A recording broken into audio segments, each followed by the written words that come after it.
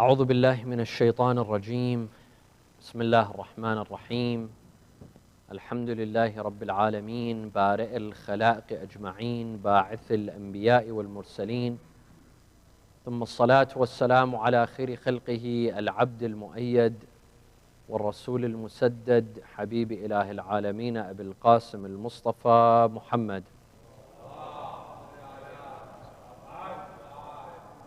وعلى أهل بيته الطيبين الطاهرين وصحابته المنتجبين. قال الله تعالى في كتابه الكريم: أعوذ بالله من الشيطان الرجيم: إن الذين توفاهم الملائكة ظالمي أنفسهم قالوا فيم كنتم؟ قالوا كنا مستضعفين في الأرض.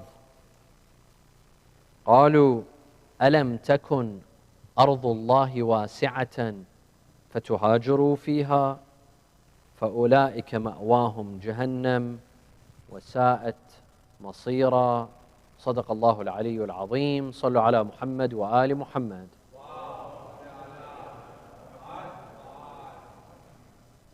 Ramadan, the blessed month of Ramadan, in the past few years has fallen in the summer.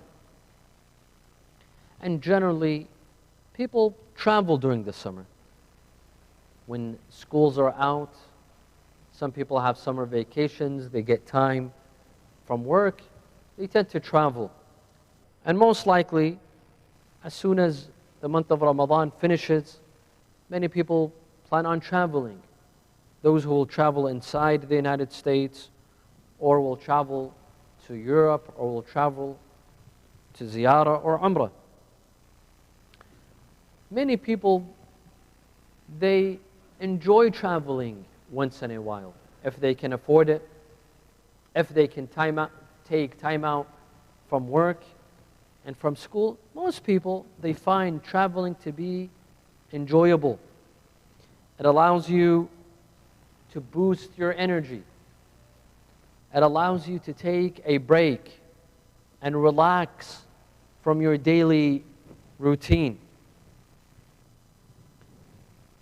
You leave work and you leave school for 2 weeks, 10 days, 3 weeks, more or less. You come back and you're re-energized. You feel like you've filled up your battery. You come back and you go to work energized. For some people, traveling is a must. Once in a while, they get out of their routine and they enjoy themselves for 10 days, 2 weeks, a month, and then they come back. For some people, traveling is a hobby. They travel around the world to see different cities, to see different countries. There are some people that enjoy traveling to ancient places, to see ruins, for example, like Egypt and Greece. There are others that travel to see beautiful places, like Hawaii and the Maldives. There are others who would like to travel to religious places, like Umrah and Ziyarah. Tonight, my dear brothers and sisters, we shall discuss the following points. Number one, what does Islam say about traveling? Is it good? Is it bad? Is it haram? Is it wajib? Is it mustahab? Where does it fall on the spectrum of ahkam, on the 5 various ahkam? Number two, what are the etiquettes of traveling? If you've decided to travel after Ramadan during the summer, what are the etiquettes? What are the Islamic mannerisms to traveling? What does Islam tell us to do when we travel? Number three, are there certain places that we are not allowed to travel to and visit from an Islamic point of view? Maybe from a legal point of view, there are some countries where we as American citizens, we can't visit. But from an Islamic point of view, are there certain areas, certain countries, certain places that we are not allowed to visit, and why? And number four, where should we visit? Where is it recommended that we go and visit? If we decide to travel, what are the best places to travel? Wa sallu ala Muhammad wa ali Muhammad.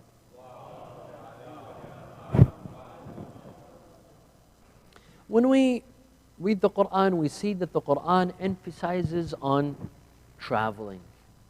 In many verses, Allah orders us to travel. قُلْ سِيرُوا فِي الْأَرْضِ. Tell them to travel. Tell them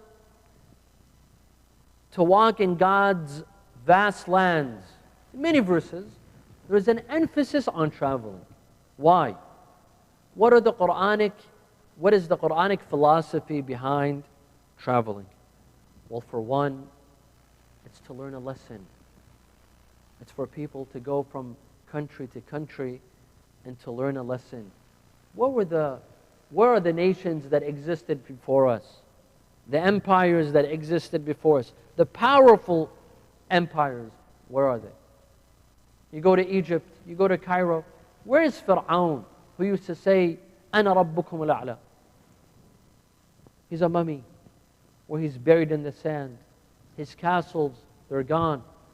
You go to Turkey, in Istanbul, the great Ottoman Empire. Where are they now? All of the sultans have been buried. Some of the most powerful sultans, they're buried, they're dead. Wherever you go to the Petra in Jordan, or any of the ancient ruins, Allah says, learn a lesson. That they live forever? Were they immortal? No, go and see them. Go see their homes are empty. Their palaces, their mansions, they're empty. And they're living 6 feet under the ground. قُلْ سِيرُوا فِي الْأَرْضِ فَانظُرُوا كَيْفَ بَدَأَ الْخَلْقِ. Say to them, travel around the world so that they know how Allah started this life. To see how Allah subhanahu wa ta'ala started this life. In another verse, قُلْ سِيرُوا فِي الْأَرْضِ فَانظُرُوا كَيْفَ كَانَ عَاقِبَةُ الَّذِينَ مِنْ قَبْلِ.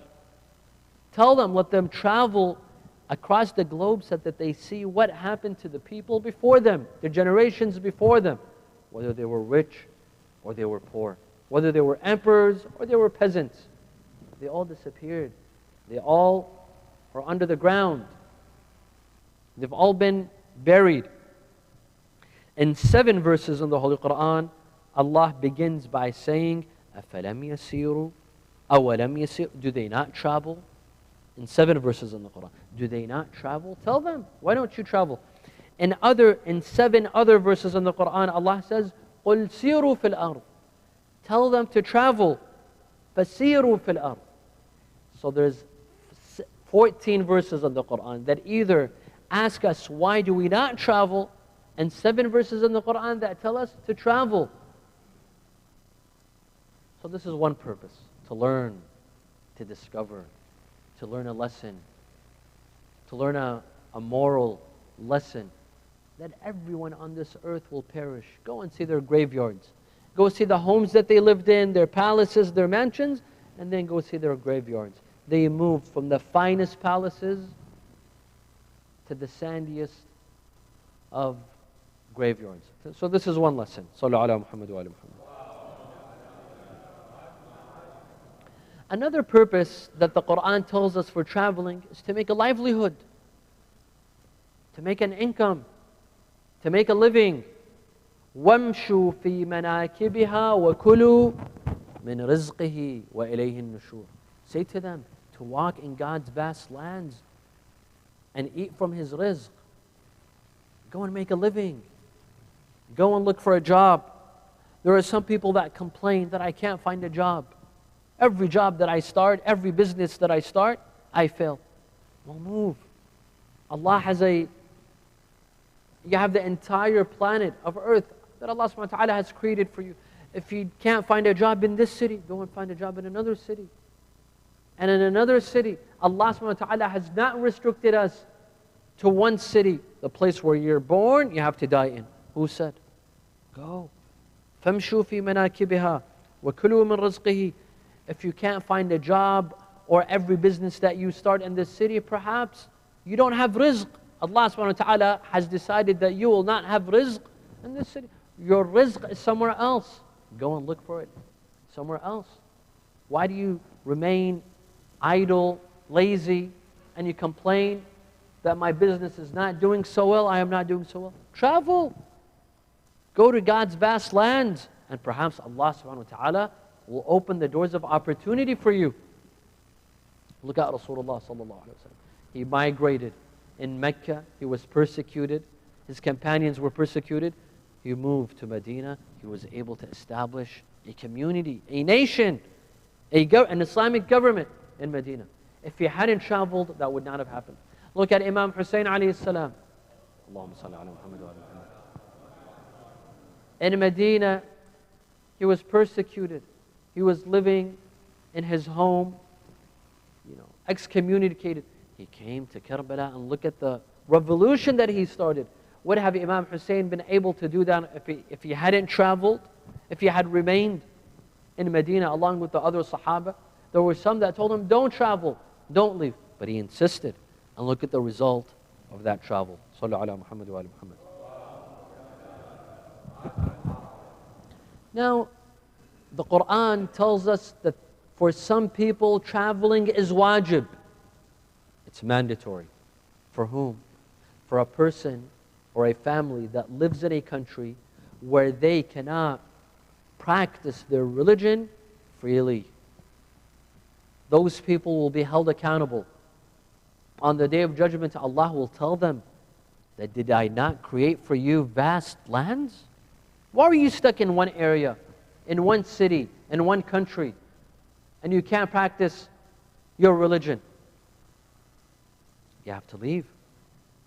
You see, that this is why the Quran praises the muhajireen, the migrants. There are so many verses in the Quran, maybe up to 20 or 30 verses in the Quran that praises the muhajireen, the Sahaba that migrated from Mecca to Medina. Allah praises them.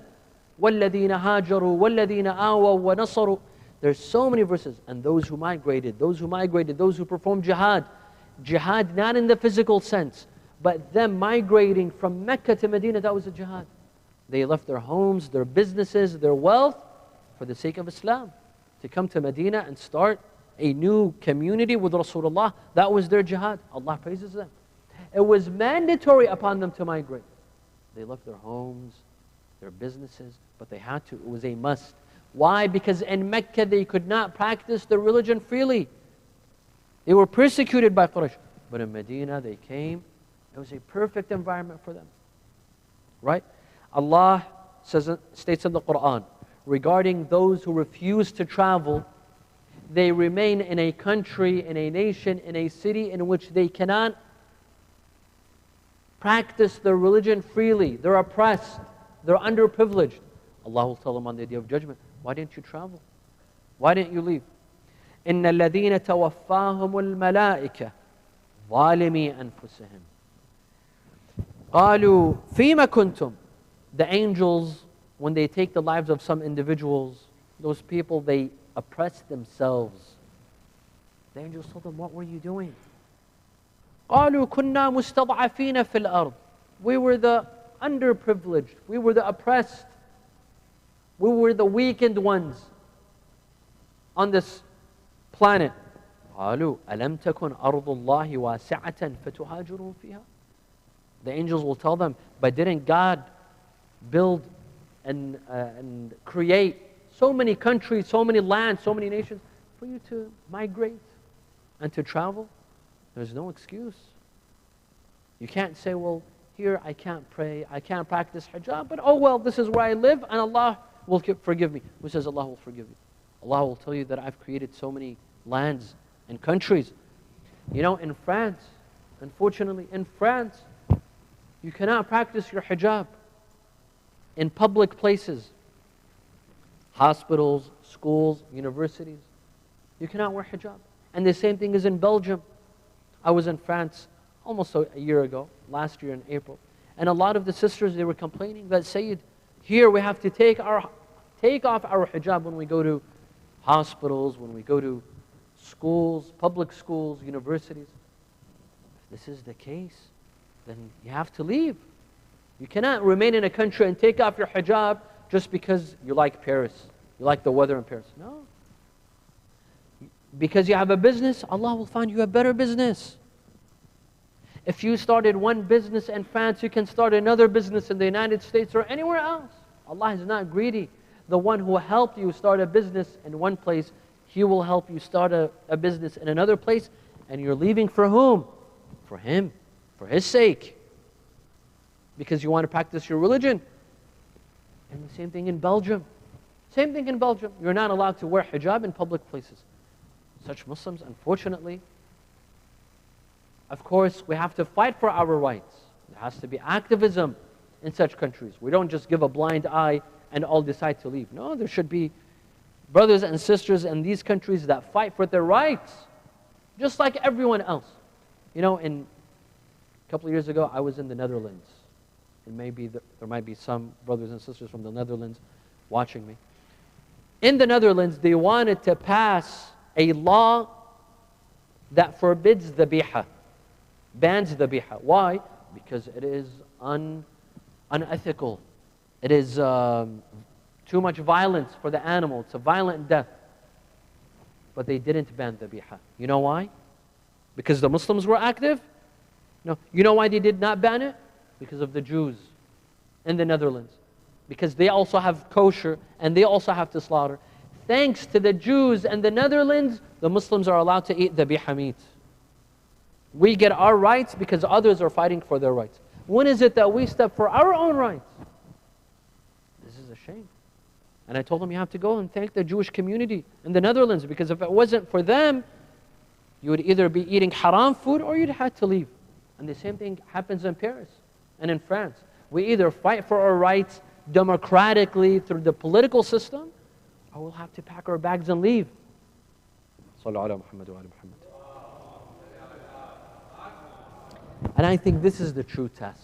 The true test is when you have everything perfect for you, your business, your home, your car, but because you cannot practice your religion freely, you have to leave. This is the test. Allah here tests our faith. He says, will you listen to me, or will you care for your business first? You know, Surah Al-Kahf, Ahlul-bayt. Why did Allah subhanahu wa ta'ala reveal an entire chapter regarding them? What did they do? What was so significant about Ahlul-bayt? They traveled. They were living in a nation, in a country that they couldn't practice their religion freely. So they traveled. That's all they did. Ahlul-bayt did not fight. They didn't have a jihad. They didn't carry swords. They didn't donate money. They didn't do anything. All they did was they traveled. They left that country and they went to another place where they can practice their religion freely. Allah reveals an entire chapter regarding them. Sallallahu ala Muhammad wa ala Muhammad. Let's come back to the etiquettes of traveling. So what are some of the benefits of traveling? Is there any benefits in traveling? Absolutely. Rasulullah sallallahu alayhi wa sallam states, Safiru tasahhu wa turzaqu. Rasulullah mentions two benefits to traveling. One, tasahhu, you'll feel better. You'll be more healthy. When you travel, indeed when you travel, when you go for a ziyarah, or when you go on a vacation for 10 days, for 2 weeks, you're under stress. You feel a lot of anxiety and pressure from school, from business, exams. You have debts, you have to pay off mortgage, credit cards. You leave for 10 days, 2 weeks, you travel to somewhere where you can relax. You come back, you feel your health is better. This is one. وَتُرْزَقُوا. Even your income will enhance. You go to a country and you see opportunities for doing business.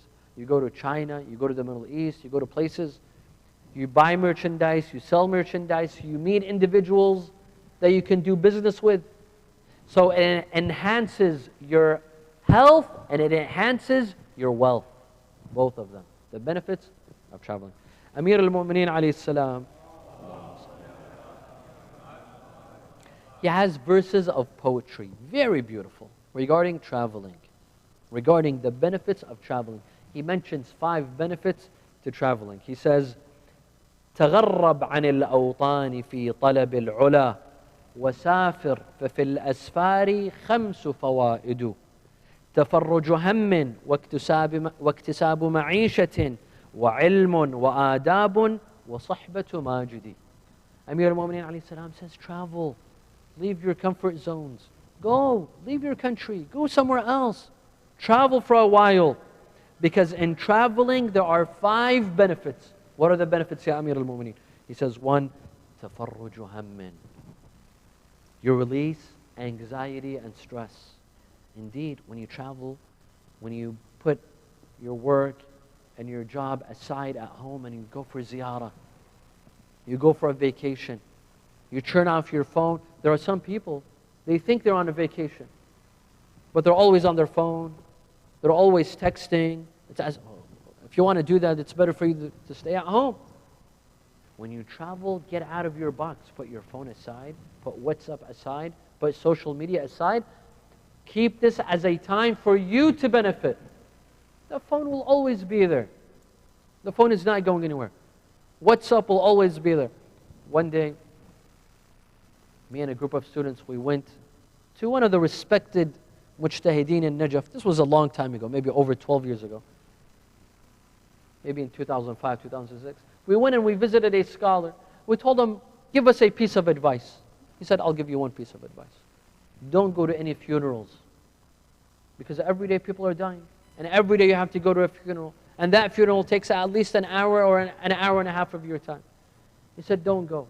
There are plenty of funerals that will happen in the future. Don't worry, Israel will always be taking lives. So you'll always be attending funerals. But when you're studying, don't go to funerals because that takes too much of your time. I say our phone will always be there. WhatsApp will always be there. Social media will always be there. When you go for a vacation, enjoy it. With your family, with your kids. Spend time with your kids. There's some people, they don't spend time with their children. The only time they have is when they go on a vacation.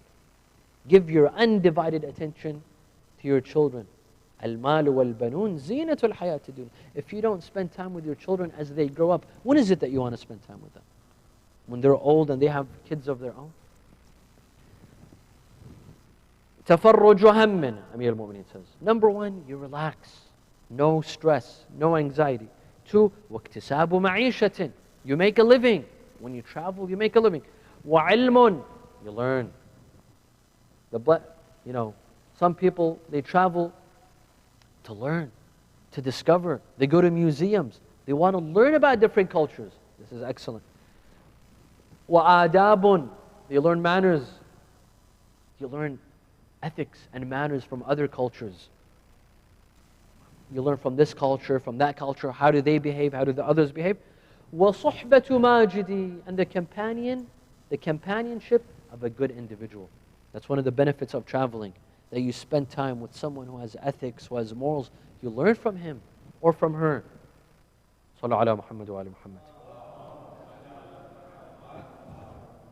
So these are the benefits of traveling. Now what are the etiquettes of traveling? Now that you've decided on traveling, inshallah, as soon as Eid is done, you plan on traveling either for ziyarah or for umrah, or you plan on going to Europe or a road trip inside the U.S. What are the etiquettes of traveling?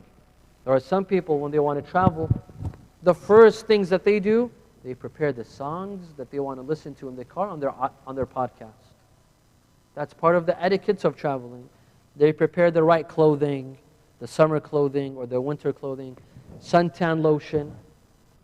This is the etiquettes that we know. What are the etiquettes that Islam teaches us about traveling? Number one, my dear friends, pay sadaqah.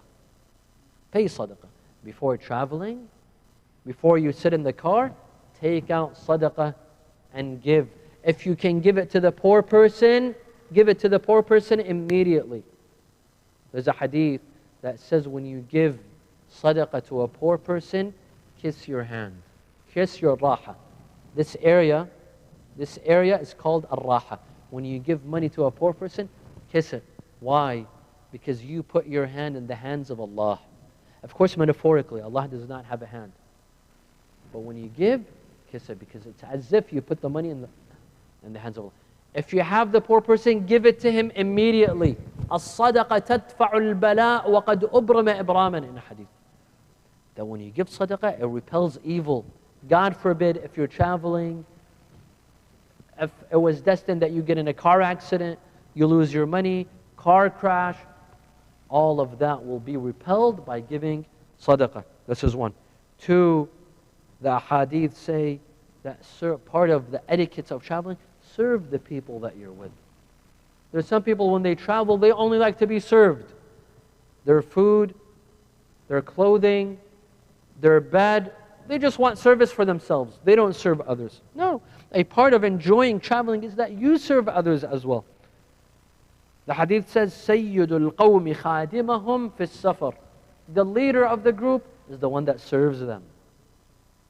The leader of the group is not the one that sits like a king and gets served, but the one who serves. Leadership is about service, my dear friends. In many of our cultures, unfortunately, we have it wrong. We think a leader, a president has to sit and be served. No. Leadership equals service. The best leaders are the best service men and women. They're the ones that serve their community. When you travel, serve the ones that you're traveling with. Number 3, the adab of safar, the narrations say that choose a prayer leader. If you're traveling with a group, you go for ziyarah, for umrah, you're with a group of guys of 6, 7, or even females. Choose a prayer leader, a designated prayer leader.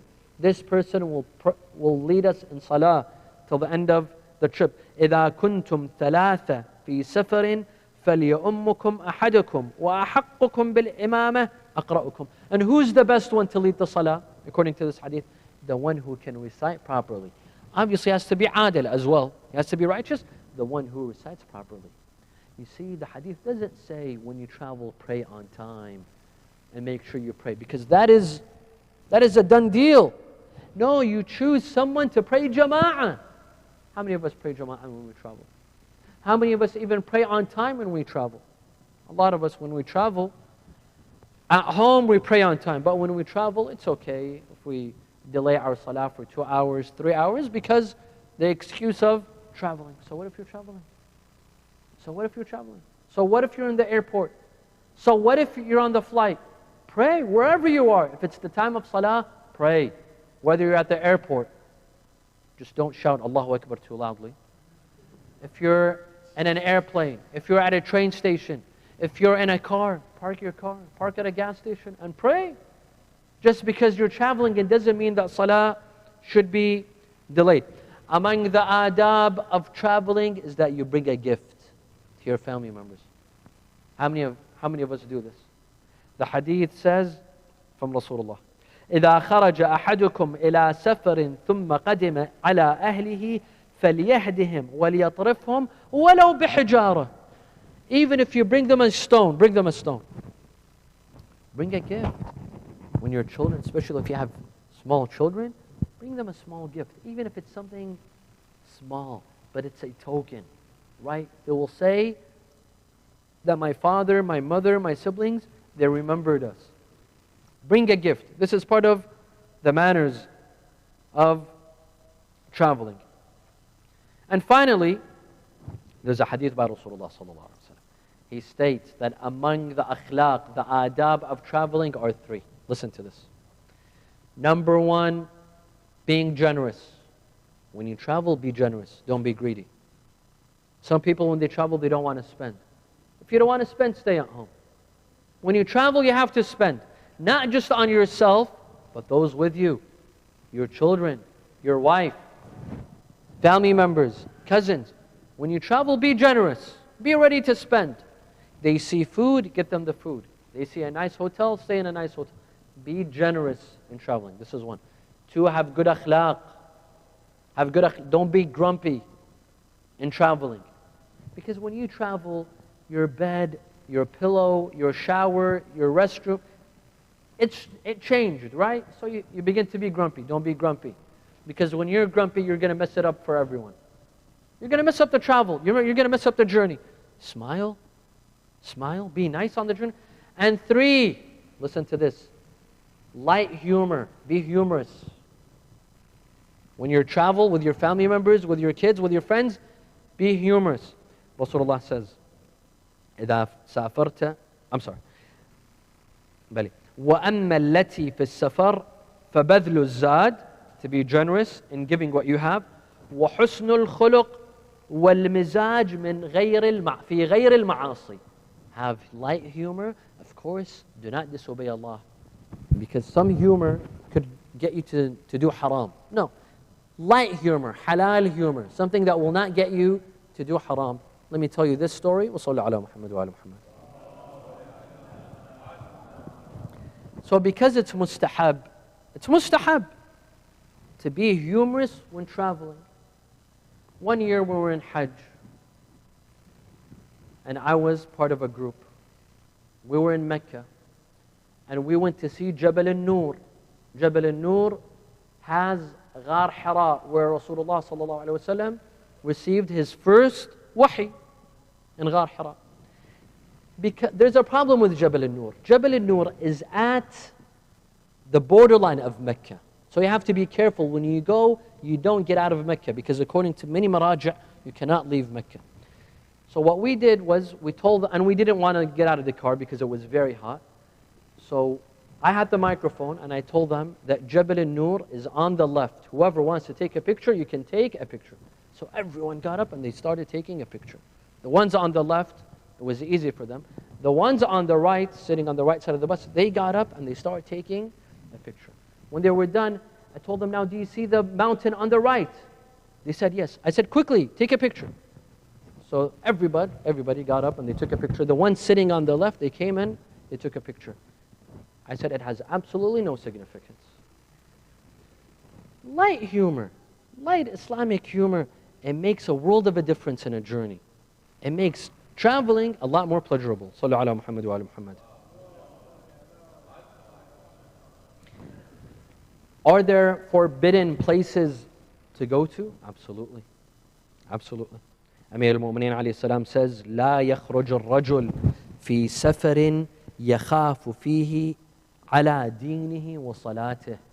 You cannot go to a place, a journey, a travel, in which you fear for your religion, for your faith, for your salah. You're afraid that shaitan will trick you in that place. I won't mention names of certain places. We all know certain places that if we go to, we will compromise our iman, our salah, our hijab. Or the people that live there, they're not dressed properly, and shaitan is there. Such places need to be avoided. Such places, it is haram. لا يخرج الرجل. A man, not just a man, even a woman. We should not go to places in which we will compromise our faith. A place in which maybe your salah will be delayed. In a place in which there's no halal food. There's no halal food. You'll have to eat haram. Don't go to such places. Allah has created so many other places. Why would you want to go to such a place? And finally, what are the best places to go to visit, to go on vacation? Well, the best places to go to, number one, the most beautiful places. وَالْسِيرُوا فِي الْأَرْضِ. Allah wants us to see His beauty, to see what He's created. Mountains, waterfalls, rivers, oceans. It is mustahab to go. We have narrations that say it is mustahab to look at the ocean. Looking at the ocean is mustahab. Go and see what Allah subhanahu wa ta'ala has created. It will make you more appreciative of what Allah has created. The best places to go to are those where we can learn from. Maybe you go to Egypt and you go see the pyramids and you see the people before us. Where were they? What did they do? Thousands of years ago, yet look at their minds. What were they able to create? And of course, the best places to visit are the shrines of the Ahlul-bayt. Masjid-Al-Haram, the house of Allah. Al-Masjid Al-Nabawi, in which the salah there is equivalent to 10,000, as Samahat Sayyid Hossein Qazwini mentioned yesterday. The salah in Masjid of Al-Masjid Al-Haram is equivalent to 100,000. Visit the shrines of Ahlul-bayt. Imam al-Rida in Mashhad, Imam al-Hussein in Karbala, Amir al-Mu'mineen in Najaf, in Qadhimain, in Samarra. These are the best places to visit. I ask Allah subhanahu wa ta'ala to give us the tawfiq to visit the shrines of Ahlul-bayt and to grant us their intercession in the akhirah. بسم الله الرحمن الرحيم. اللهم إني أسألك أن تجعل فيما تقضي وتقدر من الأمر المحتوم في الأمر الحكيم من القضاء الذي لا يرد ولا يبدل أن تكتبنا من حجاج بيتك الحرام المبرور حجهم، المشكور سعيهم، المغفور ذنوبهم، المكفر عنهم سيئاتهم، وأن تجعل فيما تقضي وتقدر أن تطيل عمري في خير وعافية وتوسع في رزقي وتجعلني ممن تنتصر به لدينك ولا تستبدل بي غيري. أعوذ بجلال وجهك الكريم أن ينقضي عني شهر رمضان أو يطلع الفجر من ليلتي هذه ولك قبلي تبعة أو ذنب تعذبني عليه، ولأرواح المؤمنين والمؤمنات. الفاتحة مع الصلوات.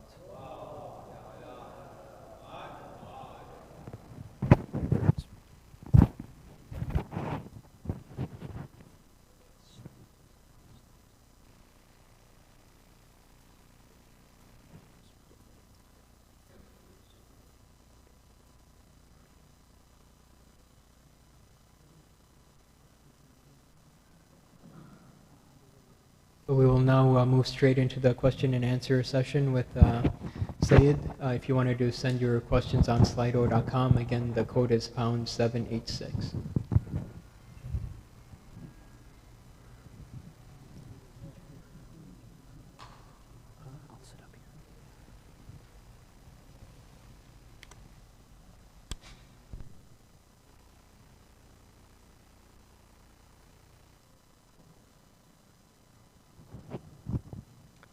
Okay, so should I just read out the question?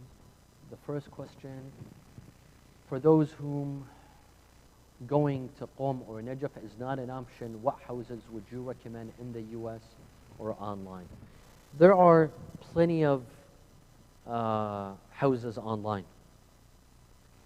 There might be, 6, 7, 8, some that I've come across, and there's many that I don't know of. I will give one example just so that we could get to the other questions. My elder brother, Samahta Sayyid Hossein Qazwini, who was with us yesterday, at his mosque in Dearborn, Michigan, at the Islamic Institute of America, they began a Hawza program a year ago, and they finished the first year. And they have students that attend, and they have students that are online, and you can enroll with them online. They were teaching about 8 different courses: fiqh, usul, logic, history, balagha, Quranic sciences, Arabic grammar, so on and so forth. And you can do these lessons online. It's a 4-year program, and at the end of the 4 years, you will receive a certificate. I've seen their curriculum. It is excellent. It's an excellent curriculum. It's very similar to what we do in Hawza back home in Karbala and Najaf and Qom. I highly advise the brothers and sisters who are interested in this Hawza program. It's here in the United States, and every school year is an 8-month course. So it's not on and off, just a couple of weeks. No, it's a full-fledged 4-year program, 8 months. It's intensive, and you could sit at home. You don't need to travel, and you do the Hawza program. So I highly encourage the brothers and sisters to enroll in this Hawza. The second question, it's too small, I can't read. Okay, so Assalamu alaikum. With all due respect, can you please clarify, is it okay for men and women to be in one hall for masjid events, knowing the women of the community do not observe hijab? Is it not better to have a partition in between the two genders in the same hall? First of all, my dear friends, when we say that women and men could be in the same hall, we are taking into consideration that the women practice full hijab. Practice full hijab. So nothing short sleeve, right? The head is covered, the neck, proper hijab. When I say proper hijab, something like a abaya. I'm not saying that's the only form of hijab, but a proper hijab is wearing a abaya, the head is covered. The head, the hair, everything is covered. Now, if that is taken care of, even if there's no partition, that is okay. If there's a partition, that's fine. That's good. Why not? Let's have a partition in the middle to have men and women, men on one side and women on the other side. But if the women are not practicing proper hijab, this is a problem. So we have to start with square one. We have to get the sisters to wear proper hijab. When I say proper hijab, I mean nothing is showing. The hair, the neck, the hands. Proper hijab. If there is proper hijab, what is the problem of having men and women both in the same mosque? Either side by side, or if there's a partition, that's fine. That's even better, right? So I emphasize that women have to have proper hijab. Without having that proper hijab, no. I'll be the first to come and say, you know, they shouldn't be mixing. They shouldn't be in the same home. So number one, we have to fix the problem of hijab, and then we come to the issue of segregating or mixing. Okay, so how does family factor into traveling? What if it affects family life? Of course, when we say traveling is a mustahab and it's encouraged, taking into consideration that you can. Obviously, if you have little kids and they're in school and it's the times of exams, and you just happen to want a month vacation, obviously that's not proper, right? You have to take in consideration that your family, you want to travel with your family, you want to travel with kids. So it's not something set in stone. Traveling is good, but you have to take in consideration all the other factors as well. Your family, your work, your job. But once in a while, traveling is something healthy. So which haram places were you speaking of? I don't need to mention examples. I think it's obvious where maybe if we go on a vacation in a place, we'll be affected. People will not be dressed properly, or it'll affect our dietary system. There's no halal food, or the time of salah, there's no masjid. It affects your soul. I will not give you examples. بَلِ الْإِنسَانُ عَلَى نَفْسِهِ بَصِيرًا. You can decide which places will affect your soul. It will affect your nafs. It will affect your faith. It will affect your iman. So that's up to you. Any other questions?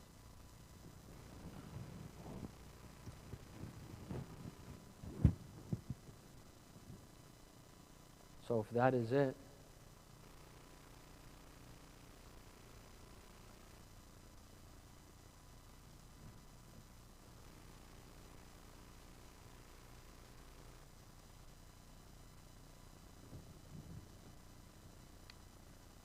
I guess we can call it a night if there's no other questions.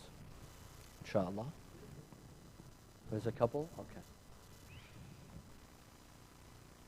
How should we get politically active? Okay. You see, we live in this country. And if you live here, you're paying taxes, obviously. If you're working, if you're making an income, you have to file for taxes, otherwise you get in trouble. Obviously, there are some excuses if you don't work, if you're unemployed. There might be some excuses for not paying taxes. But if you work, you're making a living, you're paying taxes, don't you want to have a say in which how your tax dollars are being spent? There are some people that complain, why is it that here in the United States of America, our country, our government spends our tax dollars on this country or that country, on this government? Well, you get to decide. You're a citizen and you can vote. You can participate. You can run for elections. Imam Musa ibn Ja'far had a companion, Ali ibn Yaqteen, who would work for Harun al-Rashid. Was there a greater tyrant than Harun al-Rashid? No. He asked Imam Musa ibn Ja'far that, can I work for Harun al-Rashid? He said, yes, but in return, you have to serve the people. You have to serve the Shia. You have to serve the poor. And he did. Run for elections. Have a say in what happens to you and your destiny, you and your children and your families. If we don't run for elections and we leave it to others to decide, and then we sit and complain of Islamophobia, and the media is this, the media is that, politicians, no. You have no reason to complain because you were part of it. You're paying your tax dollars, but you don't want to have any say in how the tax dollars are being spent. So you have to get involved. The least thing is voting. We have to vote. We have to run for offices. We have to support certain candidates for our cause. Look at other minorities. Look at how they're receiving their rights in their country. It happened because they sat at home idly, lazily, and they were given their rights. No. Rights are taken, my dear friends. They're not given. Rights, people don't pass out rights. You have to take your rights. You mentioned abaya as a proper hijab. It is not feasible for women in the West to wear abaya all the time, especially if they go to work, etc. Can you please give some basic guidelines for hijab in the West? Absolutely. I mentioned abaya as the best form of hijab. I didn't say it's the only form of hijab. So the minimum hijab, my dear brothers and sisters, is that the hair is covered, the head is covered, only the face shows, only the round face, right? This shows where before the hairline up till the chin. All else needs to be covered. The hair, the head, the neck, the chest, the hands up to the palm, up to your wrist, up to the wrist, both hands.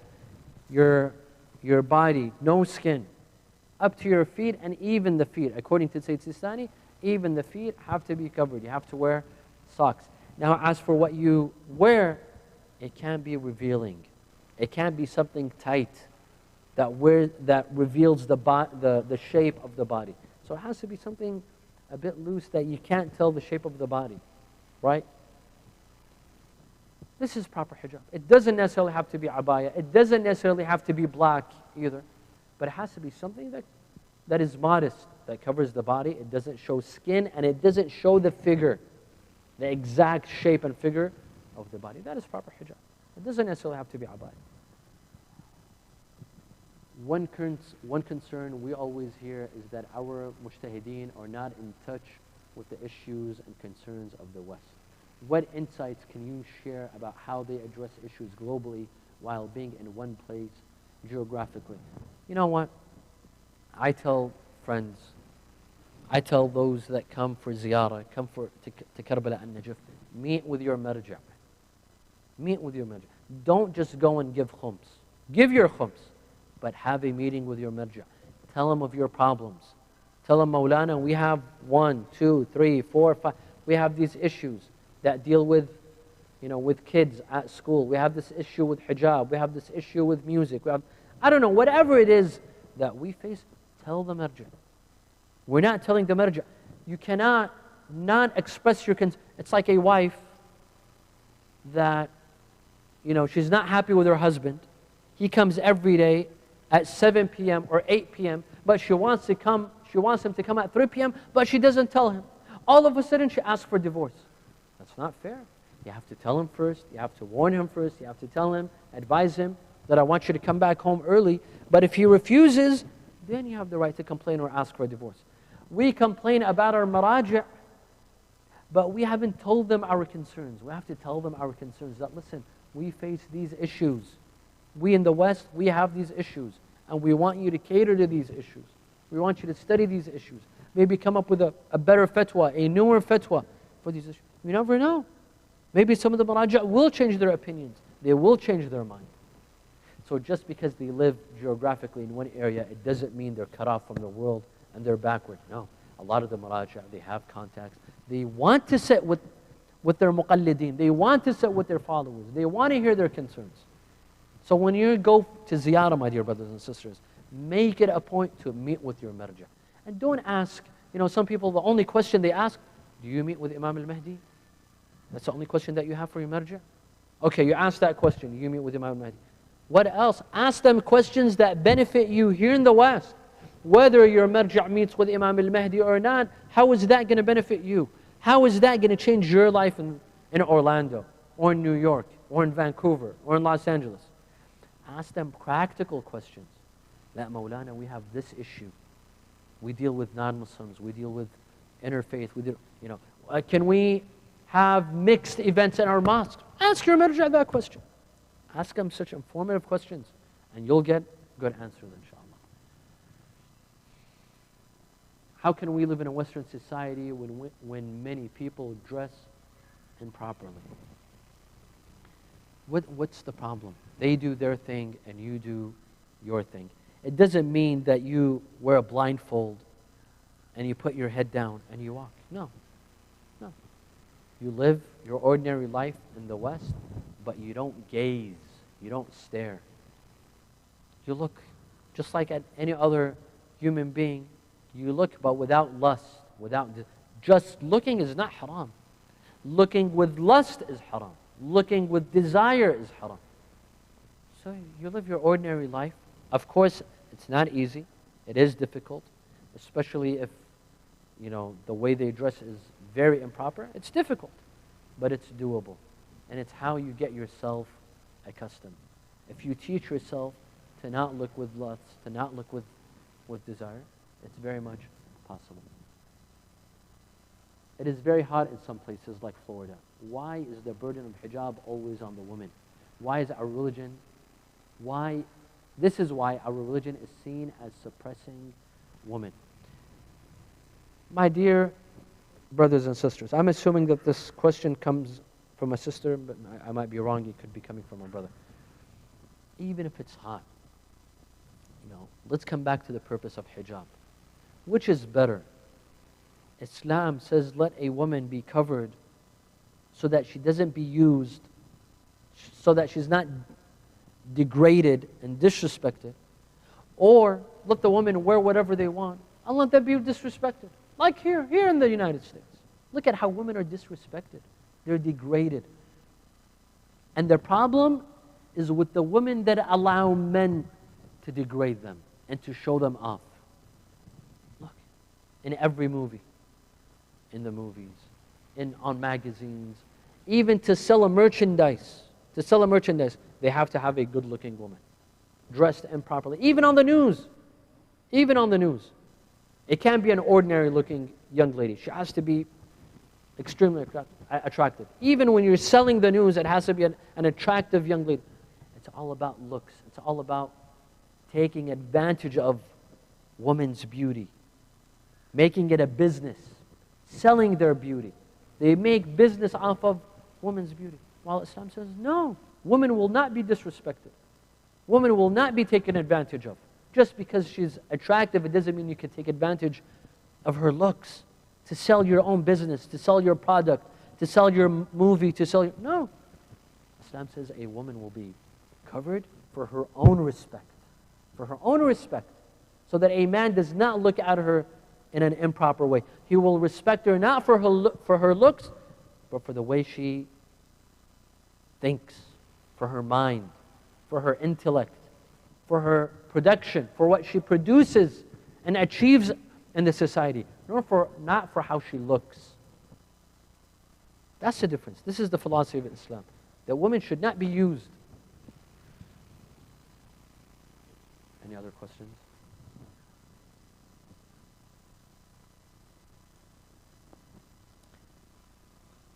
I think we might be ready to wrap up. So we originally said 20 minutes of questions and answers. Let's end with a dua al-faraj. Bismillah ar-Rahman ar-Rahim.